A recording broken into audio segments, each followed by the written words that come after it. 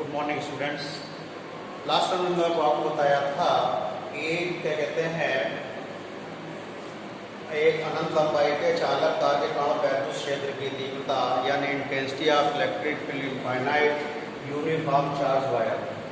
आज बेटा आप बताएंगे आपको electric field due to uniformly charge infinite sheet, यानी कि एक अनंत विस्तार की एक समान आवेशित चादर के कारण वैद्युत क्षेत्र की तीव्रता बताएंगे आपको, तो ध्यान दीजिएगा।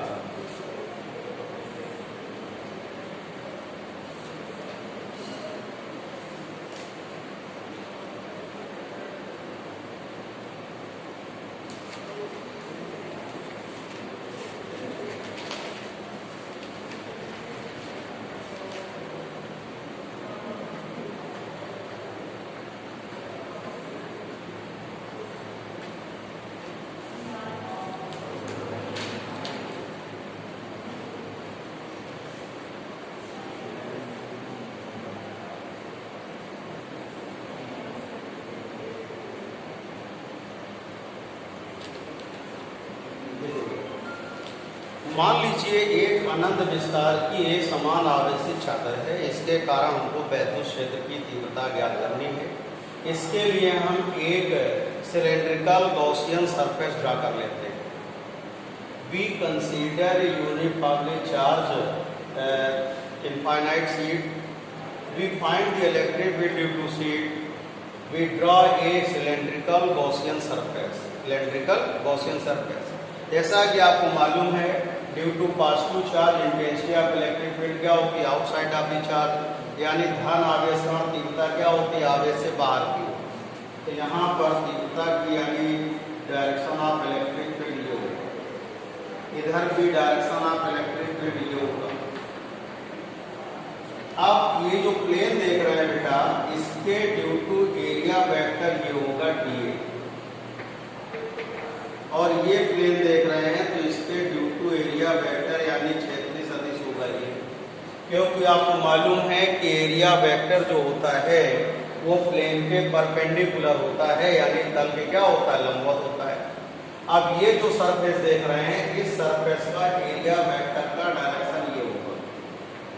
तो यहाँ पर देखिएगा, इस प्लेन के लिए ई और डी दोनों एक ही डायरेक्शन में है, तो एंगल क्या होगा, 0। यही वर्ग इधर है, दोनों एक ही डायरेक्शन में, एंगल कितना होगा, 0। बट यहाँ पर देखिएगा क्षेत्रीय सदिश यानी एरिया वेक्टर और वैद्युत क्षेत्र की तीव्रता सरफेस के लिए इन दोनों, ये दोनों परस्पर कैसे हैं, परपेंडिकुलर, यानी एंगल कितना होगा, 90 डिग्री होगा। तो यहाँ से pass out total electric flux होगा।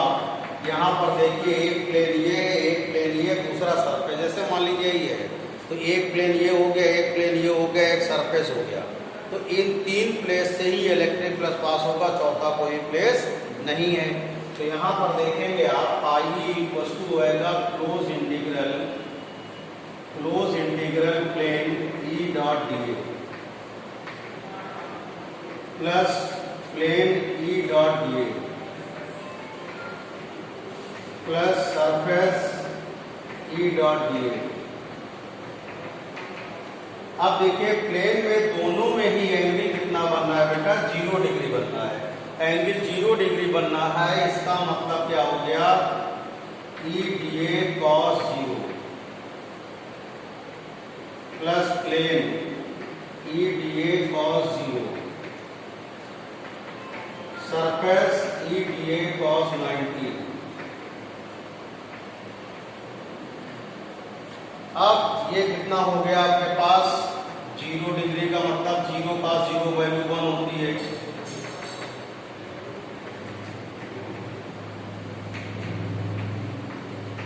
ये 0 हो गया। cos 90 कितना होता है बेटा, 0 होता है। अब इसको ऐड करेंगे तो फाई इक्वल टू आएगा बेटा 2 प्लेन ई डी, ई को आप बाहर कर लेंगे तो आएगा 2e डी ए, और डी ए का टोटल एरिया सपोज करिए कैपिटल ए कितना है, कैपिटल ए, साइड में आप नोट कर लीजिए, D A equal to capital A. इसके बाद क्या करना है, हमें गॉस थ्योरम अप्लाई करनी है। क्या करनी है, according to Gauss theorem I equal to Q upon क्या हो गया epsilon not equation second. On comparing equation first and second, equation first और सेकेंड को क्या करेंगे, कंपेयर करेंगे। कंपेयर करेंगे तो क्या होगा, तुलना करेंगे।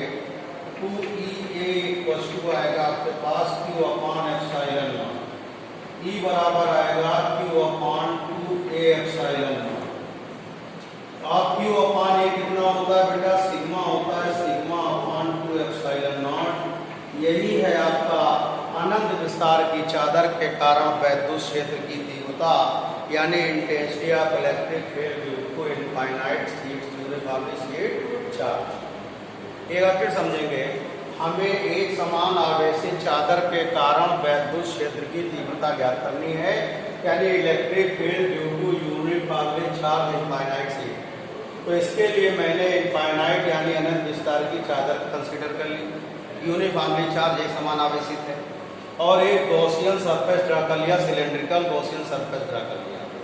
ठीक है, तो यहाँ पे देखिए intensity of electric field, strain का डायरेक्शन सेम है, इधर भी सेम है, इसका सरफेस एरिया ये है। तो इलेक्ट्रिक प्लस बेटा यहाँ से पास होगा और यहाँ से पास होगा और इस सरफेस से पास होगा। तो टोटल इलेक्ट्रिक फ्लक्स हो गया प्लेन प्लस सरफेस। यहाँ पे दोनों आपके सेम डायरेक्शन में एंगल जीरो, यहाँ भी जीरो, यहाँ 90 हो गया। तो देखिए ये एंगल कितना बन रहा है, 90 डिग्री बन रहा है। cos 0 की वैल्यू 1, cos 0 की वैल्यू 1, cos 90 की वैल्यू कितनी हो गई, 0 हो गई। इसके बाद आप क्या करना है, इसको सॉल्व किए, ई को बाहर कर लेंगे, इसका टोटल इंटीग्रेशन मान लिए, इसका एरिया कितना है, कैपिटल ए। इसके बाद आपके पास क्या आया, फाई बराबर 2 एप्सिलॉन नॉट, फाई बराबर Q अपॉन एप्सिलॉन नॉट हो गया। तो यहाँ से E की वैल्यू आ गई Q upon 2 epsilon not. Gauss theorem पे अप्लाई किया, यहाँ पे कंपेयर कर लिया। Q अपॉन ए को सिग्मा कहते हैं, सरफेस चार्ज डेंसिटी यानी पृष्ठ आवेश घनत्व। तो E बराबर सिग्मा अपॉन कितना आ गया, 2 एप्सिलॉन नॉट। ये फार्मूला था बेटा। देखिए बेटा, अब देखिए केस फर्स्ट। सपोज करिए आपके पास दो प्लेटें X और Y, दोनों सेम चार्ज है। ये प्लेट भी बेटा पॉजिटिव है और ये प्लेट भी क्या है, पॉजिटिव है। ये प्लेट X है, ये प्लेट क्या है, Y है। ये आपका स्मॉल d डिस्टेंस पर क्या है, प्लेस है।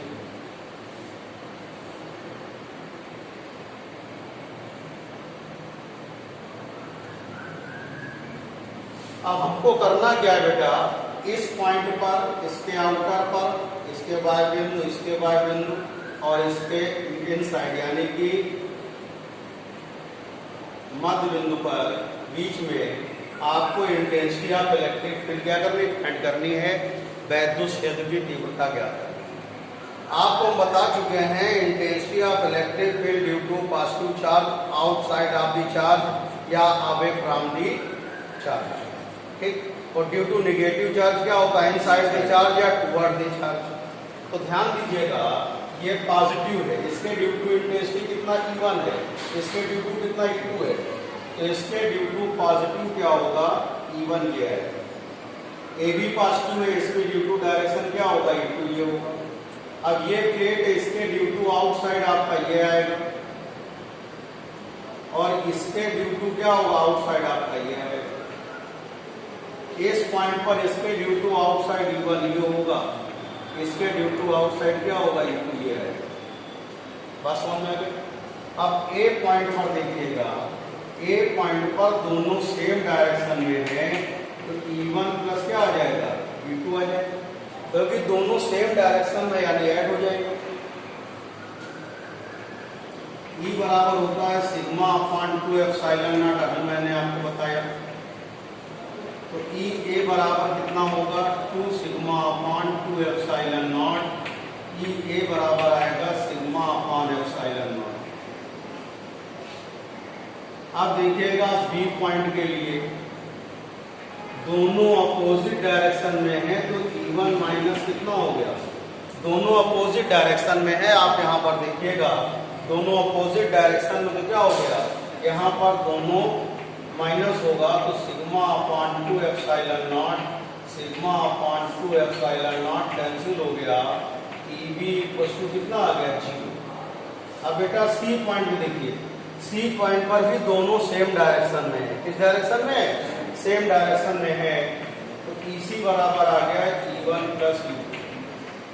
तो EC बराबर आ गया sigma upon 2 epsilon not plus sigma upon 2 epsilon not, 2 sigma upon 2 epsilon not plus 2 sigma upon 2 epsilon not. तो ये आ जाएगा सॉल्व करने पर कितना होगा? 2 sigma upon epsilon not. EC बराबर कितना होगा? सिग्मा अपॉन एप्सिलॉन नॉट, 2 से 2 कैंसिल। तो ये था बेटा, अगर दो पॉजिटिव स्वीप चार्ज दिए हुए हैं, स्मॉल d डिस्टेंस पर प्लेस्ड हैं, तो उनके इनसाइड और आउटसाइड यानी उनके बीच में और इधर उधर बाहर की ओर वैद्युत क्षेत्र की तीव्रता इस तरह से ज्ञात की जाती है। मेन पॉइंट आपको याद रखना, direction due to positive charge away from the charge, due to negative charge toward the charge, यानी कि धन आवेश का तीव्रता बाहर की ओर और ऋण आवेश तीव्रता क्या होगी? अंदर की ओर।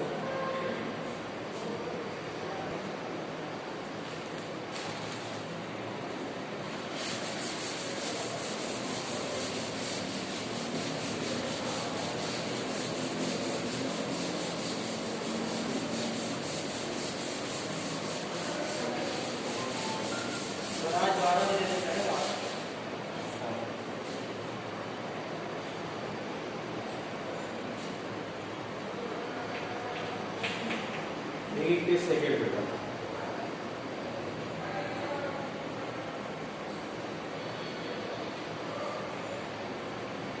ये प्लेट पॉजिटिव है, तो ये प्लेट क्या है? नेगेटिव है। ये X प्लेट है और ये क्या है? Y प्लेट है।